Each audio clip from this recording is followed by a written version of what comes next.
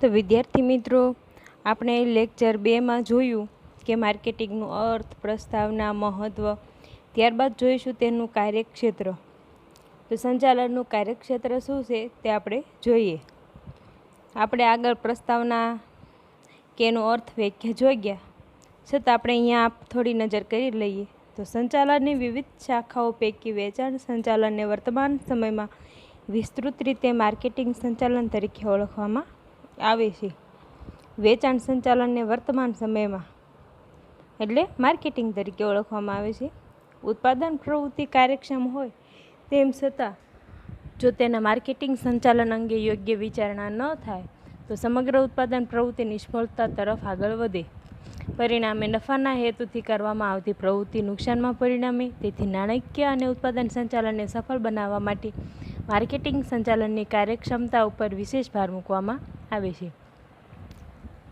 માત્ર ધંધાકીય દ્રષ્ટિએ જ નહીં, પરંતુ સમાજ અને રાષ્ટ્રના વિકાસ માટે પણ માર્કેટિંગ સંચાલનની કાર્યક્ષમતા જરૂરી ગણવામાં આવે છે.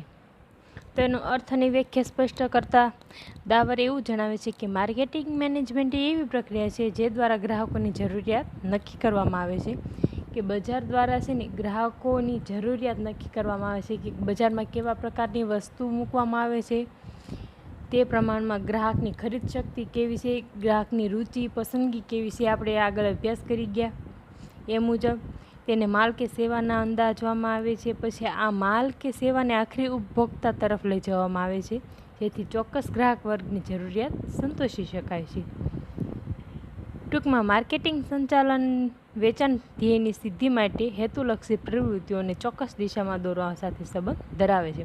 તો ટૂંકમાં એવું કીધું છે કે સંચાલન છે વેચાણનું ધ્યેય સિદ્ધ કરવાનું, એનો હેતુ પ્રવૃત્તિઓને ચોક્કસ દિશામાં દોરવાનો સંબંધ ધરાવે છે. સ્ટીલ અને કુનલિફ ઉપરની વ્યાખ્યાઓને આધારે શું સ્પષ્ટ કરે છે તે અહીં જોઈએ કે માર્કેટિંગ સંચાલન હેતુલક્ષી પ્રક્રિયા છે જેમાં વિવિધ સંચાલકીય કાર્યોને અનુસરીને વ્યવસ્થાતંત્રના સાધનોનો મહત્તમ ઉપયોગ કરીને ગ્રાહકોની માંગ ઊભી કરીને તેને અસરકારક રીતે સંતોષવાની અને વેચાણ અને નફાકારકતા વધારવાનો પ્રયત્ન કરવામાં આવે છે.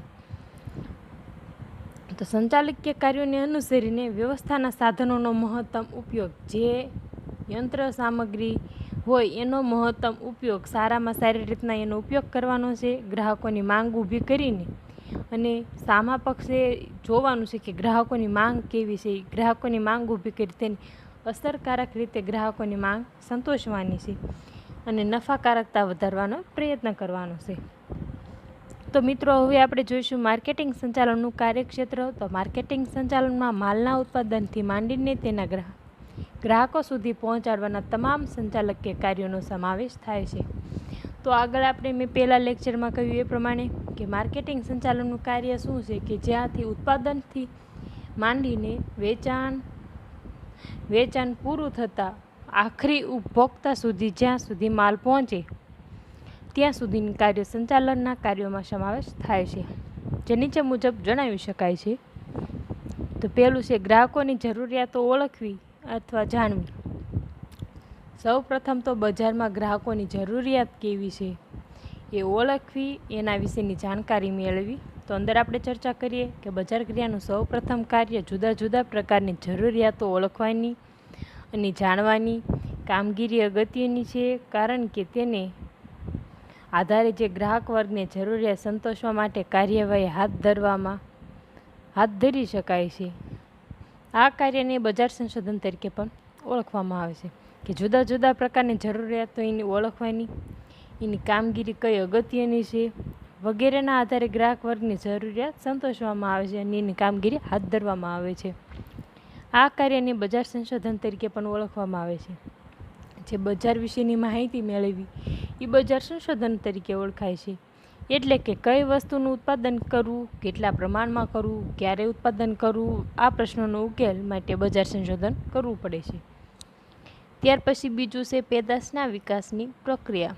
તો ચોક્કસ ગ્રાહક વર્ગની જરૂરિયાત વિશે માહિતી મેળવ્યા પછી તેવી જરૂરિયાતો સંતોષવા માટે પેદાશ વિકસાવવાની આવશ્યકતા રહેલ છે. આ માટે ઉત્પાદકો અને વિક્રેતાઓ પોતાના એકમના કર્મચારીઓની પેદાશ વિકાસની પ્રક્રિયાઓ સાથે પ્રક્રિયામાં સાંકળે છે. તો પેદાશ વિકાસની પ્રક્રિયામાં શું કીધું કે ચોક્કસ ગ્રાહક વર્ગની જરૂરિયાત વિશે માહિતી મેળવ્યા પછી જરૂરિયાતો સંતોષવા માટે પેદાશ વિકસાવવાની આવશ્યકતા બને છે કે કયા પ્રકારની વસ્તુની પેદાશ કરવી.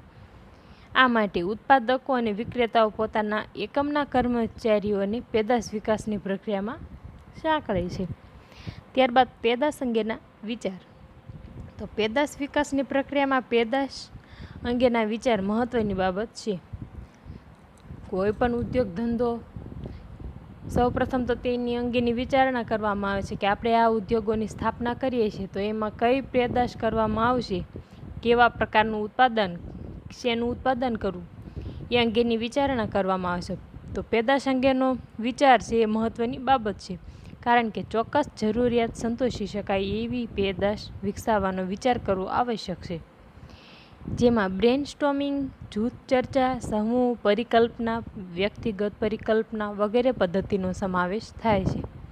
બજાર સંશોધન દ્વારા એકત્રિત કરેલ માહિતીના યોગ્ય વિશ્લેષણ દ્વારા કઈ વસ્તુનું ક્યારે કેટલા પ્રમાણમાં ઉત્પાદન કરવું તે નિર્ણય લઈ શકાય છે. આપણે આગળના ઉપરના મુદ્દામાં પણ જોઈ ગયા કે બજાર સંશોધનમાં શેનો સમાવેશ થાય છે, તો એ પણ અહીંયા દર્શાવ્યું છે. ત્યારબાદ છે નવી પેદાશના વિકાસ અંગેના વિચારનો સ્વીકાર. નવી પેદાશ જ્યારે એકમ પોતાના નિષ્ણાંત કર્મચારીઓને ચોક્કસ ગ્રાહક વર્ગની જરૂરિયાત સંતોષવા માટે વિચાર કરવાનું કહે છે. જ્યારે એકમ કોઈ નિષ્ણાંત કર્મચારી જેને પેદાશ અંગેની સચોટ માહિતી હોય એ ગ્રાહક વર્ગની, ચોક્કસ ગ્રાહક વર્ગની કે અમુક ગ્રાહક છે જે આ જ વસ્તુની ખરીદી કરી શકે છે કે એના બજેટમાં હોય છે, એ માંગ સંતોષવાની વિચાર કરવાનું કહે છે. ત્યારે એકમના સંચાલકો પાસે એકસાથે અનેક વિચારો આવે છે. ત્યારે એકમના સંચાલકો હોય એકસાથે અનેક વિચારો આવે કે તે આ વસ્તુ ખરીદશે, નાપસંદ કરશે, એને આમાં રુચિ હશે કે નહીં હોય, એવા અનેક પ્રકારના હજારો વિચારો આવે છે. એક અંદાજ પ્રમાણે કોઈ નવી પેદાશના વિકાસ માટે 100 કે તેથી વધુ વિચારો સાહજિક રીતે પ્રાપ્ત થતા હોય છે. એ સાચું દર્શાવે છે કે 100 કરતાં પણ વધુ વિચારો આવે છે જે સાહજિક રીતે પ્રાપ્ત થતા હોય છે, જેમાંથી મૂલ્યાંકન દ્વારા અમુક વિચારોનો જ સ્વીકાર કરવામાં આવે છે. એમાંથી જે મૂલ્યાંકન કરવામાં આવે છે બધા જ વિચારોનું, એમાં અમુક વિચારોનો જ સમાવેશ કરવામાં આવે છે અથવા સ્વીકારવામાં આવે છે. ત્યારબાદ જોઈ વિચારનું અમલીકરણ. તો પેદાશના વિચારોમાંથી સ્વીકૃત વિચારને અમલમાં મૂકવામાં પ્રક્રિયા હાથ ધરવામાં આવે છે. જે પણ જે પ્રક્રિયા માટેનો વિચાર કર્યો હોય એનું અમલીકરણ સ્વીકૃત વિચારને અમલીકરણ મૂકવા માટે હાથ ધરવામાં આવે છે, જેમાં પ્રાપ્ત વિચારોમાંથી અમલીકરણની પ્રક્રિયાને અંતે સૌથી સુસંગત વિચારનો વધુ વિકાસ કરવાનો સ્વીકાર કરવામાં આવે છે.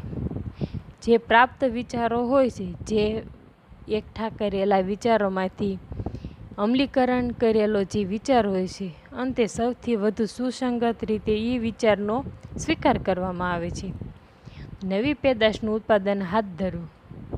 તો ચોક્કસ ગ્રાહક વર્ગની જરૂરિયાત સંતોષવા માટે ચોક્કસ ગ્રાહક વર્ગની અંદર કોઈ બી આવે કે જેને ઓછું બજેટ હોય, નીચું બજેટવાળા, ઊંચા બજેટવાળા, મધ્યમ બજેટવાળા,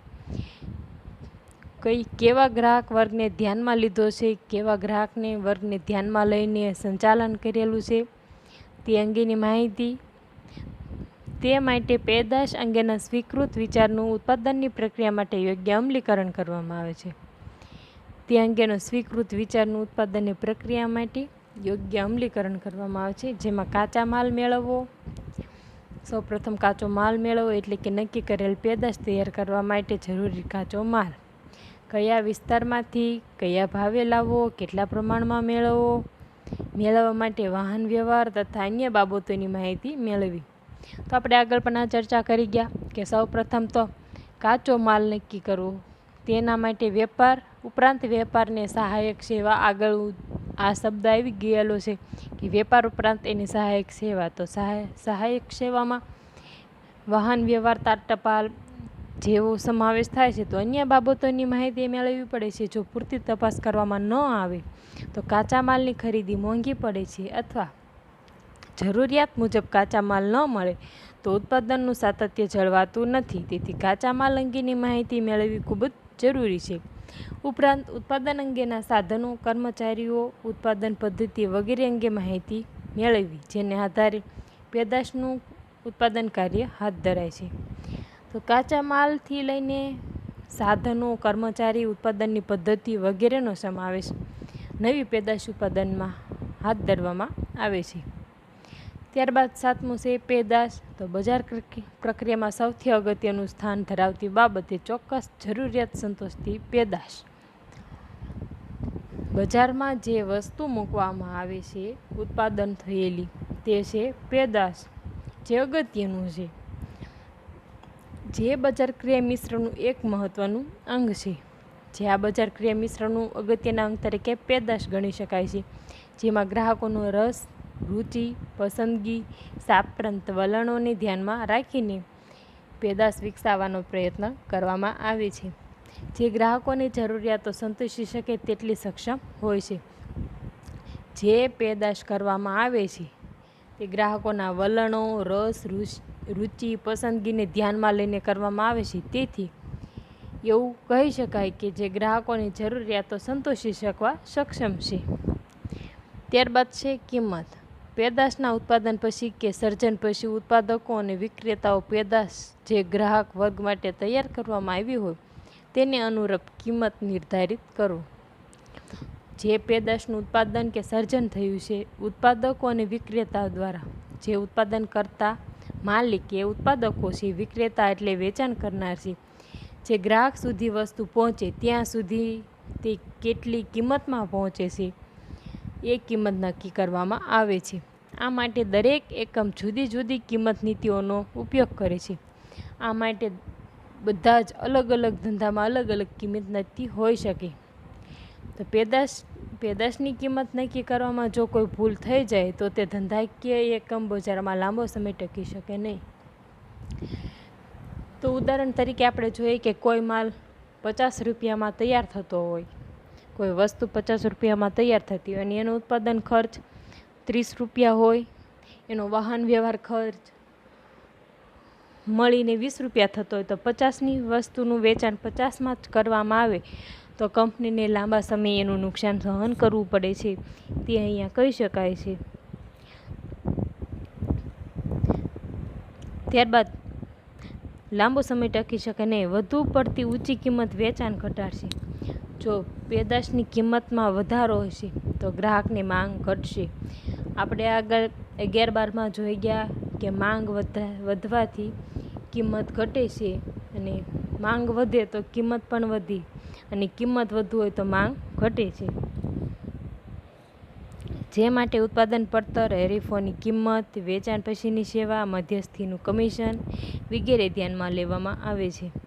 તો અહીં જે માલના ઉત્પાદનની પડતર શું છે, હરીફોની કિંમત શું છે, જે એ જ વસ્તુનું પેદાશ બીજી કંપની ઉદ્યોગોમાં થતું હોય એ કેટલું કિંમત રાખે છે, એ પછીની સેવાઓ, મધ્યસ્થીઓનું કમિશન કેટલું હોય છે વગેરે ધ્યાનમાં લઈને આખરી અંત સુધી ગ્રાહક સુધી જે વસ્તુ પહોંચે છે એની કિંમત નક્કી કરવામાં આવે છે. સ્થળ કે વિતરણનો માર્ગ નક્કી કરવો. તો પેદાશના ઉત્પાદન અને કિંમત નિર્ધારણ પછી ગ્રાહક સુધી પહોંચાડવાની ક્રિયા વિશે વિચારવામાં આવે છે, જેમાં વિતરણના જુદા જુદા વિકલ્પો જેવા કે એજન્ટો, જથ્થાબંધ વેપારી, છૂટક વેપારી વગેરે વિચાર કરવામાં આવે છે. તો પેદાશના સ્થળ કે વિતરણ એટલે કયા સ્થળે એનું વેચાણ કરવું, વિતરણ કરવું, એનો માર્ગ કયો પસંદ કરવો. કે ધારો કે કોઈ ફેક્ટરીમાં માલ બની ગયો, ત્યારબાદ તેને જથ્થાબંધ વેપારીને ડાયરેક્ટ આપી દેવો કે છૂટક વેપારીઓને આપી દેવો કે એજન્ટોને આપી દેવો. જો જથ્થાબંધ વેપારીને આપવો હોય તો એની કિંમત થોડી નીચી રહેશે અને જો છૂટક વેપારીને આપવામાં આવે તો છૂટક વેપારીના વેપાર માટે પણ એને અમુક કર્મચારીઓનું રોકાણ કરવું પડશે કે કર્મચારીઓ મૂકવા પડશે, જેથી તે પેદાશની કિંમત ઊંચી લેવી હોય તો સર્વૈયે બંને સરખું જ થઈ પડે. તો તેને આધારે બજાર ક્રિયા કરનાર પોતાની વિતરણ નીતિ નક્કી કરે છે. માલના વિતરણ સાથે સંકળાયેલ મધ્યસ્થીઓ કમિશન કે દલાલી ચૂકવવી પડે છે.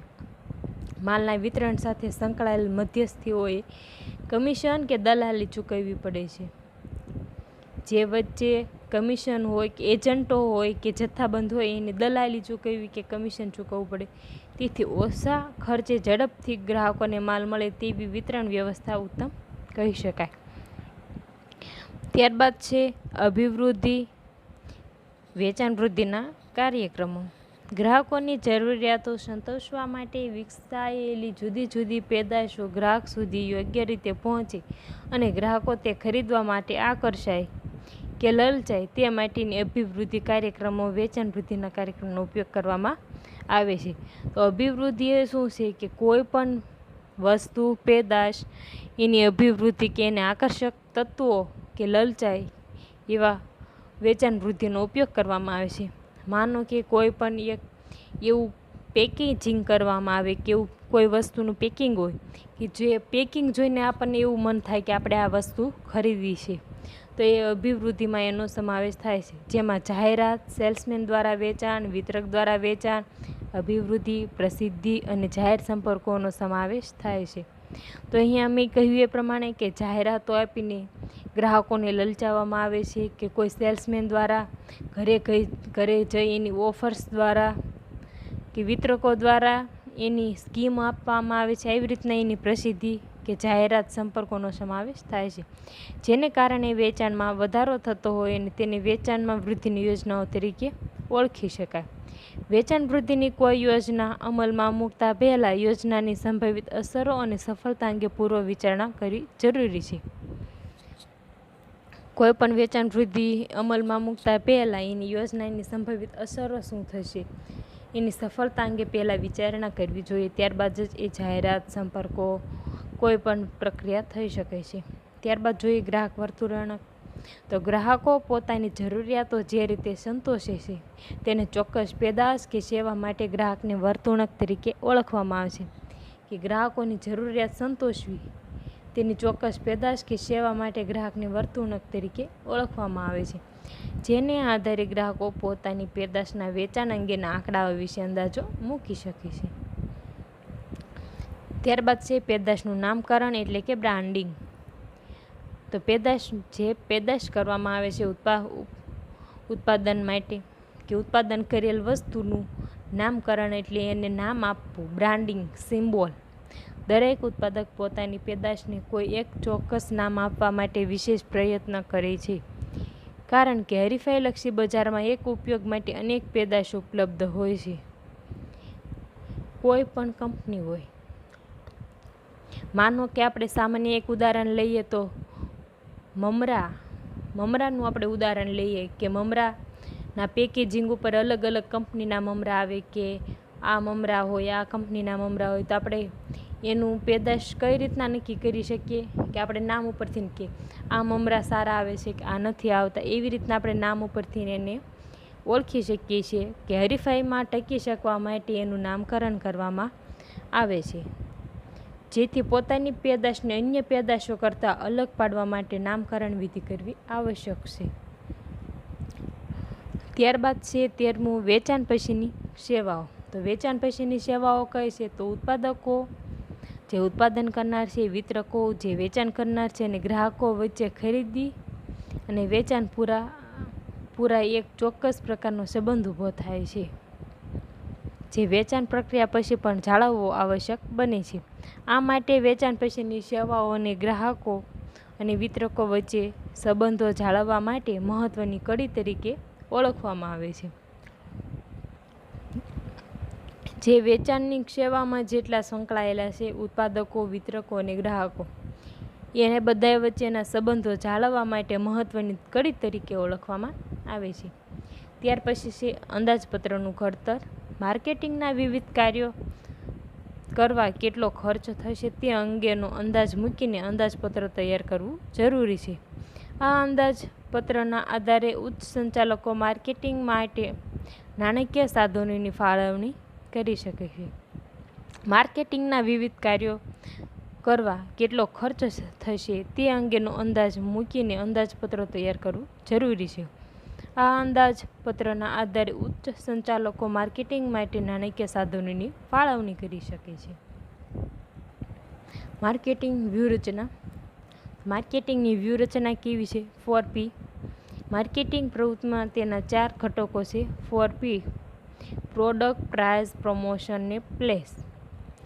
તો પહેલાં તો પેદાશ, એની કિંમત, એની અભિવૃદ્ધિ અને એનું વિતરણનું સ્થળ એટલે પ્લેસ કેન્દ્રિત કરવું જોઈએ. તો માર્કેટિંગ વ્યૂહરચનામાં મિત્રો આપણે જોઈશું 4P તરીકે. સૌ પ્રથમ તો આપણે એ રીતના યાદ રાખવી કે કોઈ પણ ઉત્પાદન કરવા માટે, ઉત્પાદન એટલે પ્રોડક્ટમાં એની કિંમત નક્કી કરવી એટલે પ્રાઇસ નક્કી કર્યા બાદ એને કઈ રીતના જાહેરાત દ્વારા કઈ રીતના એને અભિવૃદ્ધિ આપવી એટલે પ્રમોશન, આગળ વધારવી એમ. ત્યારબાદ એને માર્કેટમાં મૂકવી કેવા સ્થળ દ્વારા? પ્લેસ. તો આ 4P આસાન રીતે આપણને યાદ રહી જશે. કોઈ પણ બાબત અંગે નિર્ણય લેતા પહેલાં હરીફોના સંદર્ભ SWOT, સ્ટ્રેન્થ એટલે તાકાત, વીકનેસ નબળાઈ, ઓપોર્ચ્યુનિટી એટલે તકો અને થ્રેટનેસ એનાલિસિસ એટલે ભયનો અભ્યાસ કરીને યોગ્ય વ્યૂહરચના ઘડવી જોઈએ. તો આ SWOT પૃથ્થકરણ આપણે જોયું કે સ્ટ્રેન્થ, આપણે આગળ પણ આનો ક્વેશ્ચન પણ પૂછાઈ શકે કે strength, weakness, opportunity and threats analysis શું દર્શાવે છે જે આ ઉત્પાદન કાર્ય માટે, એ પણ જોઈશું. તો માર્કેટિંગ અંકુશ એ શું છે?